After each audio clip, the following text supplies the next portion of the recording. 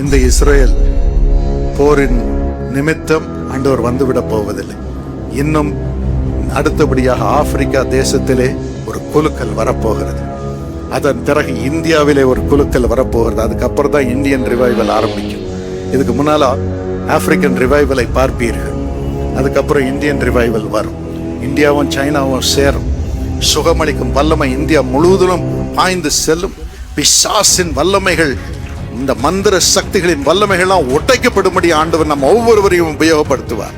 உங்கள் பிள்ளைகளை உபயோகப்படுத்துவார். உங்கள் சபைகளை பயங்கரமாக பெருகச் செய்வார்.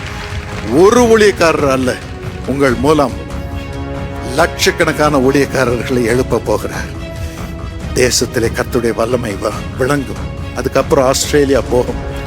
அதுக்கப்புறம் தான் எல்லா தேசங்களும் இஸ்ரேலுக்கு விரோதமாக வரும்.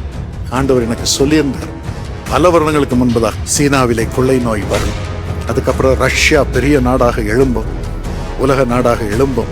அதன் பிறகுதான் மத்திய கிழக்கு நாடுகளில் இந்த போராட்டம் வரும். இஸ்ரேலோடு போர் வரும். அதன் பிறகு இந்த போருக்கு பிறகுதான் யூதர்கள் இயேசுவை இரட்சகராக ஏற்றுக்கொள்ளப் போகிறார்கள். அதுக்கப்புறம் தான் ஆண்டவர் திரும்ப வர முடியும். இந்த முறை அது நடக்க போகிறது. ஒரு ஒப்பந்தம் வரும், ட்ரேட் ஆரம்பிக்கும். மத்திய கிழக்கு நாடுகளும் இஸ்ரேலும் ஒப்பந்தம் பண்ணிக்கொள்வார்கள். அதன் பிறகு அந்த மவுண்டில், ஜெருசலேம் மவுண்டில் இதே நெத்தன்யாகு நெகோஷியேட் பண்ணி அங்கு யூதர்களுக்கு ஒரு இடத்தை கட்டுவார்.